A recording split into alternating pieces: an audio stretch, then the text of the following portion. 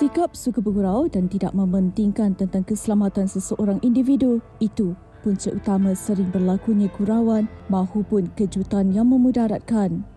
Kejadian sebegini bukan sahaja semakin berleluasa dalam kalangan rakan-rakan terdekat, malahan ahli keluarga juga. Rata-rata, masih ramai yang tidak menyedari bahawa kejutan sebegini mampu memberi kesan buruk terhadap seseorang sama ada dari segi kesihatan mental mahupun keselamatan seseorang individu tersebut. Antara kes yang pernah direkodkan berlaku ialah seperti ada seorang remaja lelaki mati rentung terbakar akibat rakannya yang bergurau bermain api. Gurauan yang asalnya hanya untuk menakutkan rakan mereka dengan bermain api di tandas awam akhirnya telah meragut nyawa mangsa yang berusia 16 tahun tersebut. Selain itu, ada juga yang melakukan kejutan melampau hingga terpaksa dikejarkan ke hospital dan telah mengakibatkan komplikasi kesihatan yang serius. Biarpun pelbagai kes telah dicatatkan berlaku akibat daripada kejutan dan gurauan yang melampau, namun masih ada yang tidak mengambil peduli tentang perkara ini. Bagaimanakah sebenarnya cara yang terbaik untuk mengelak daripada berlakunya kejadian sebegini? Apakah langkah yang harus diambil? Itu antara yang boleh kita kongsikan situasi ataupun senario yang berlaku berkenaan dengan kejutan memudaratkan. Kadang-kadang kita tahu yang orang yang kita nak buat kejutan tu apa perasaan dia kan. Kadang-kadang boleh juga memberi kesan dari segi emosi dan juga kesihatan juga kan. Betul, orang kata mungkin tak ada salah. Oh, surprise kan. Tapi saya kira ini kita akan bincangkan juga bahawa surprise dan juga prank adalah benda yang satu perkara yang sangat-sangat berbeza. Dan bersama dengan kita tetamu di studio pada hari ini. Baik, kita bersama dengan Puan Hani Farhana Hatim bersama kita pada hari ini. Hello, selamat pagi. Selamat pagi. Hani Madu. Hani Madu, pengacara dan juga pelakon. Dan juga Okeylah, bolehlah. seorang ibu kepada 3 orang anak. Betul. Kita bincangkan sebentar saja lagi. Dan kita juga bersama dengan Nizam Rahman, pengaruh media sosial atau influencer kita. Terima kasih bersama kita pada hari ini. Sama-sama. Sihat, Sihat, alhamdulillah. Okey, kita nak bertanya kepada Nizam terlebih dahulu. Bercakap mengenai orang kata kejutan memudarat ni. Kalau kita tengok konten-konten Nizam ada juga menyakat-menyakat betul. Rajin menyakat mak ni. Sebenarnya sebab apa? Mungkin suka-suka ke ataupun macam Okey, mana? saya punya niat sebenarnya saya memang suka-suka sakat mak sebab saya suka tengok telatar mak saya bila dia terperanjat tu. Bila dia terperanjat macam reaksi muka dia tu kan, saya suka tengok benda tu. Mak melatah ke? Mak tak melatah tapi mak ada cara dia. Cara dia yang macam dia kan suara kan macam macam tu kan. Mak tengok dia mak. Ini bukan ada prank ni. Saya suka tengok dia punya yang terperanjat dengan cara dia tu. Tapi sebenarnya kalau saya sakat mak tu, saya bukan prank yang melampau sangat. Yalah. Saya cuma buat prank yang orang kata manja-manja. Manjalah, menyakat manja. Simple-simple. Kadang-kadang macam saya keluar tiba-tiba saya nak macam pakai kasut tinggi kan. Mak mestilah terperanjat kan. Siapa mak tak terperanjat tiba-tiba anak lelaki dia pakai kasut tinggi. Kan ada macam tu. Jadi saya suka tengok reaksi tu. Jadi saya record awal sebab saya tahu memang mak saya akan terkejut. Benda tu. Tapi itu kira budaya orang muda macam kita. Betul. Tapi sebentar saya lagi kita nak tahu apa reaksi daripada mungkin golongan-golongan generasi warga emas ni apabila mereka kena prank ataupun surprise seperti ini. Baik, tidak dilupakan juga bersama dengan kita di talian adalah Pensyarakanan Pusat Kajian Psikologi dan Kesejahteraan Manusia UKM iaitu Profesor Madya Dr. Khadijah Alawi yang berada di talian video. Mungkin kita boleh menyapa beliau. Assalamualaikum Prof. Waalaikumsalam. Itu dia, jelas sekali. Sihat Prof ya? Sihat walafiat, alhamdulillah. Okey, Farin, kita nak tanya kepada Prof kan, yang mana kalau kita tahu kejutan memudaratkan ini ada baiknya, ada orang kata kesannya. Prof, kalau mungkin Prof boleh kongsikan, sekarang ni jadi budaya pula Prof, prank sana sini, konten dan sebagainya. Okey. Berkaitan dengan mengejutkan ni ataupun kita nak prank sesiapa sajalah, kadang dalam keluarga ataupun di luar keluarga ya.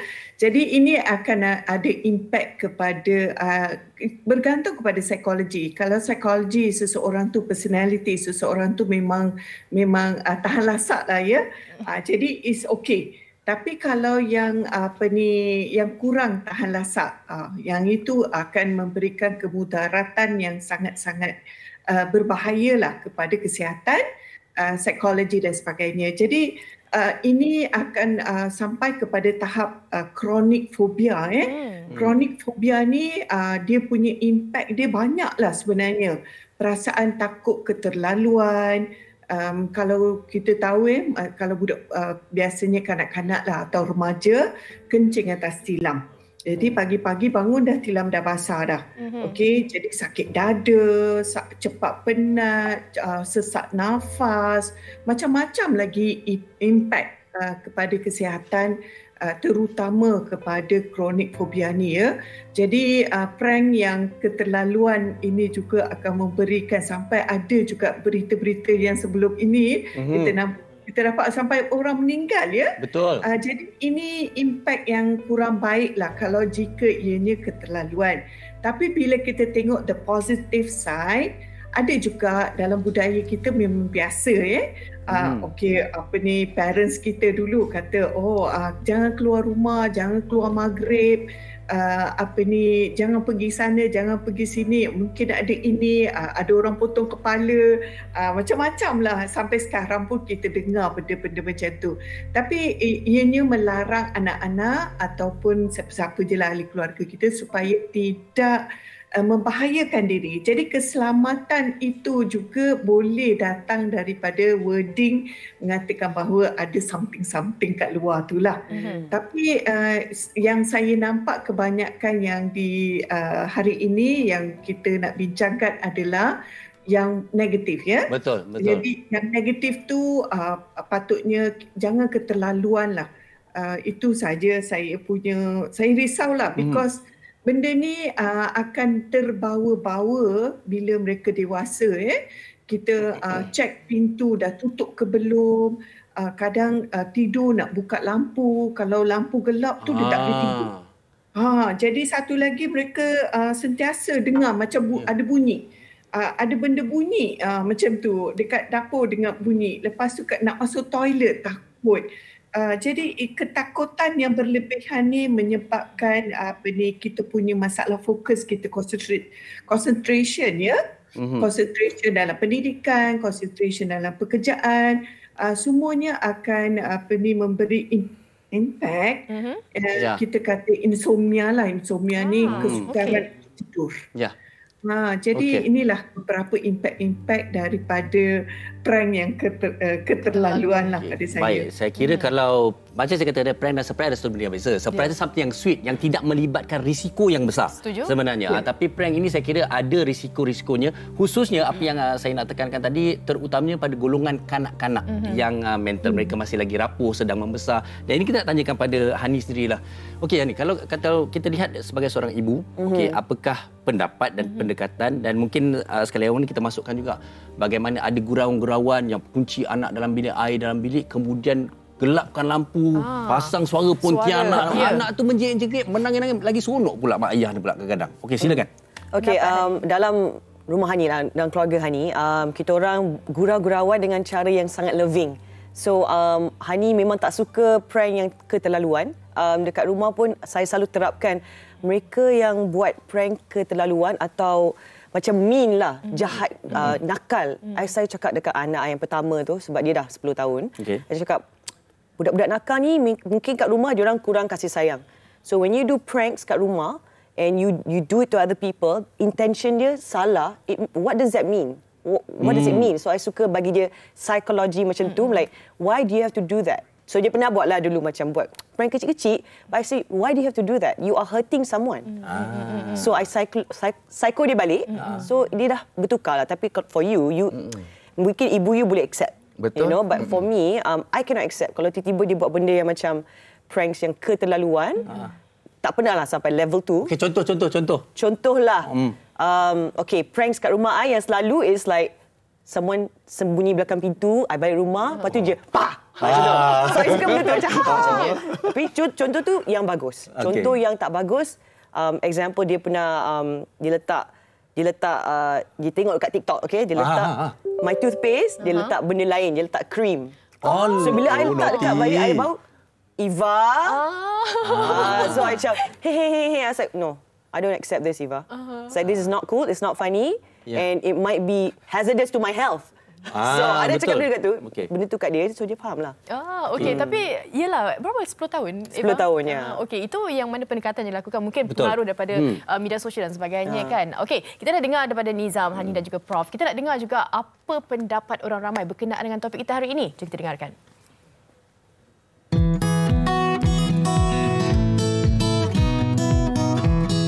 Bagi pendapat saya, kejutan memudaratkan ni tak patutlah ada pada kita rakyat Malaysia ni. Sebab kalau kejutan memudarat ni dia boleh membahayakan jugalah nyawa seseorang. Sebab kalau contohnya dia buat kejutan yang terlalu memudaratkan dekat kawan dia, mungkin dia akan membahayakan nyawa kawan dia ataupun mungkin kawan dia akan terasalah dengan kejutan dia. So bagi saya, kita tak patut adakan kejutan yang terlalu memudaratkan pada seseorang lah. Seperti macam contoh kita dapat lihat ada kejutan seperti kawan yang tekapkan muka dekat kek tu secara tiba-tiba kan. Lepas tu kita ada apa lagi, kejutan yang boleh membahayakan diri sendiri. Itu adalah kejutan yang memudaratkan bagi saya lah. Kejutan memudaratkan ni boleh jadi efek kepada seseorang tu, and bagi saya tak bagus lah. Sebab benda ni dah jadi trend antara kawan-kawan kita and including our family. So in the end of the day, benda ni boleh efek kepada mental health seseorang tu dan keselamatan diorang. Contoh kejutan memudaratkan bagi saya adalah macam prank yang melampau, which is sekarang trend kan dekat dalam TikTok. Yang kita tengok tu yang diorang guna filter, yang mak-mak sekarang dekat Twitter guna filter hantu and then tinggalkan anak-anak diorang kat dalam bilik and then kunci pintu. So tu memang tak patut lah, sebab benda tu akan efek dekat mental health anak-anak diorang. Itu antara pendapat orang ramai berkenaan dengan yang mana sekarang ini menjadi-jadi tular. Kalau lagi ditertawakan prank tu menjadi, padahal dari kesan emosi, kesan fizikal anak-anak tu apa orang kata masa depannya mungkin dalam ketakutan dan sebagainya. Saya ada satu Silakan Fatin. komen daripada Yaya Cendana. Betul-betul betul untuk apa yang kita kongsikan. Terima kasihlah wanita hari ini adakan isu prank mengejut macam ini. Pengalaman masa bekerja saya sebelum ni, rakan sekerja ada bagi kejutan dekat saya dengan bertelekung. Saya punya terkejut sampai datang asma. Menangkap naik ke kepala, nak marah tak boleh sangat, senyum sinis je lah mampu. Ui, sabar dia. Kalau Yalah, tak, okey, itu asma. Kalau buatnya sakit jantung. Yalah, kalau tapi dia boleh senyum lagi. Jadi itu satu perkara yang kita nak memberi cakna kepada semua dan menjelaskan kepada semua bahawa ini satu perkara yang serius dan perlu diambil tahu. Okey, mungkin kita nak tanya pada Nizam sini. Okey Nizam, itu bukan budaya mak ayah kita, tok nenek kita tahu. Tapi buat pertama kalinya apabila mereka dikenakan atau dikejutkan sebegitu, apa reaksi? Reaksi mak saya. Mak lah. Mak saya dia bila saya record, dia tahu kalau saya tengah prank tu, dia tahu mesti tengah record. Dia mesti tengah letak kamera. Dia dah tahu dah. Dia berlakon. Dia tak berlakon. Dia macam saya tengah prank. Lepas tu dia dah macam terperanjat apa ni? Engkau mesti record kan? Macam tu. Faham tak? Dia tak suruh delete Dia tengok dulu, tengok mak terperanjat sana. QC dulu. Okey, pause dulu. Comel. Jadi dia kata, kalau yang macam melampau, macam nampak muka dia terkejut sangat, dia tak nak. Dia tak suka. Jadi kalau dia nampak macam dia tak terperanjat sangat tu, dia kata, bolehlah kalau kau nak upload sebab saya buat konten tu sebenarnya bukan orang kata untuk nak meraih popular sangat. Sebenarnya saya upload benda tu untuk sebenarnya nak bagi dekat follower saya juga memori. Satu memori untuk menyakat mak. Okey, kejap minta maaf saya bercakap Nizam. Saya nak tanya, okey, sebelum buat sesuatu tu, macam mana Nizam nak agak maksudnya tahap mak atau had mak tu? Ataupun mungkin ada yang berhati-hati takut mak aku terkejut, tergolek ke apa ke? Okey, saya ialah orang tua, dia ada penyakit 3 serangkai kan. Okey, jadi saya kalau masa saya nak buat tu, saya tengok mood mak saya dulu. Saya tengok mood mak saya dulu. Kalau mood mak saya masa tu macam tak okey, dia tengah leka-leka ke apa, saya tak ada tu sangat. Kalau mood dia tengah ceria, saya buat, baru saya buat. Kalau mood dia macam tengah time tu moody je, saya tak berani nak buat. Sebab saya tahu kalau mak saya kalau tengah moody, kita buat macam tu, nanti adalah Awak efek kena dia. kan? Nanti kena pukul. Silap kena. Okey. Tapi Nizam lebih kepada, saya boleh kira yang mengeratkan lagi hubungan lah. Ini menjadi satu kata memori jugalah. Kalau mak dia boleh terima, okey. Selagi Nizam tahu batas-batas macam mana nak merakam dan sebagainya kan. Farin, ada dalam komen jugalah yang mana kalau ada orang kata kejutan isteri baru tu prank ke? Itu bukan prank tu. Kejutan isteri baru. Mungkin kita boleh sambung pada Prof lah. Okey. Okey, Prof, menyambung kepada perbincangan kita ni lah. Abang kata Prof tadi kita kena melihat personaliti sekeliling sebelum melakukan sesuatu. Jadi untuk nasihat seterusnya kepada mereka yang mungkin merasakan benda ini satu budaya sekarang yang memberi satu kebaikan tapi sebenarnya boleh memudaratkan. Silakan, Prof. Okey, kepada siapa yang sekarang ni trend semua nak share kan sebagai konten kepada dia punya followers. Jadi ini nasihat saya lah, kalau bergantung seperti mana yang Nizam menyatakan bahawa perlu melihat situasi. Kalau situasi itu baik, tidak memberikan impak yang besar kepada seseorang individu, okeylah. Tapi jangan keterlaluan sehingga memberikan impak psikologi. Contohnya, pada satu ketika dulu saya ingat lagi, masukkan katak dalam kotak mancis tu. Bila dia minta kotak mancis, bagi keluar katak. Benda tu melompat jadi itu pun memberikan kemudaratan sebenarnya jangka masa panjang. Terutamanya bila Fahrin kata berkaitan dengan kanak-kanak terutamanya. Jadi kanak-kanak ni dia boleh simpan maklumat tu jangka masa panjang. Jadi impak dia kepada kesukaran tidur, masalah fokus, masalah pendidikan, masalah kesihatan. Jadi ini yang akan memberikan mudarat kepada individu tersebut. Jadi ini nasihat saya lah supaya kita kena fikirkan masa depan seseorang Kita memang nak main-main, kita nak bergurau, tapi kadang-kadang gurauan kita tu boleh memudaratkan kesihatan kognitif kepada seseorang individu. Terutama dalam kes adalah kanak-kanak ataupun wanita tua. Wanita tua dia suka, ini ada juga isu tentang budaya kita, memang dalam masyarakat kita ni kita melatah terlebih. Jadi melatah terlebih ni pun ada impak dia juga, katanya dari segi antropologi. Kajian-kajian menunjukkan bahawa ini ada berkaitan. Kenapa dia waktu tua dia melatah? Because masa kecil dia ada berlaku peristiwa-peristiwa yang dia terlekat dalam alam bawah sadar kita. Jadi very serious sebenarnya. Ni tak boleh dibawa main lah. Kita tengok orang melata-lata, kita rasa macam seronok, tergelak. Sebenarnya ada kisah di sebalik itu dan sebenarnya lebih serius sebenarnya, Fatin. Betul. Okey, kita ada satu lagi komen daripada Asma Haji Ahmad. Isu hari ini memang sangat berkesan. Kes yang jadi dekat sekolah anak buah prank tarik kerusi sampai kawan dia jatuh ke lantai, mula dengan koma lumpuh dan juga meninggal. Prank sangat bahaya kalau melampau sampai kehilangan nyawa. Inilah sebenarnya yang kita nak dedahkan, nak buka minda. Kita bergurau-bergurau tapi kita tahu limitasi itu bagaimana. Okey, Prof, kalau saya ingin menambah sedikit, saya seringkasnya jawapan daripada Prof. Okey, ada orang kata prank ni bertujuan katalah untuk memantapkan lagi, menguatkan mental seseorang budak, seseorang individu itu. Setuju ke Prof? Saya rasa kalau dia individu tu tahu situasi tu, macam kita fear factor Kalau fear factor tu kita tengok dalam rancangan fear factor, dia memang dah diberitahu begitu keadaannya, maka kita challenge ourselves, boleh tak kita melalui satu proses tu. Tetapi kejutan tu saya tak setujulah. Memang tidak akan memberikan manfaat kepada kekuatan mental kita. Contoh dekat sekolah memang banyak orang tarik kerusi. Budak kalau kita nak duduk tu, remember masa kita kat sekolah tu kawan-kawan ditarikkan kerusi. Jadi kalau jatuh tu kena dekat tulang belakang tu. Ini semua saya rasa prank yang without that person knowing that benda tu akan berlaku tu akan membahayakan diri. Tetapi kalau dia tahu, macam tadi Nizam kata, dia beritahu mak dia, ini nak rakam. Okey, jadi mentally dia dah prepared. Jadi bila mentally prepared, individu tu physically dia akan bersedia untuk sesuatu cabaran. Jadi ini pandangan saya. Yang lebih baik boleh QC lagi sebelum upload. Tapis dulu, filter dulu. Okey, Hani, mungkin Hani boleh berikan kata-kata untuk ibu-ibu di luar sana.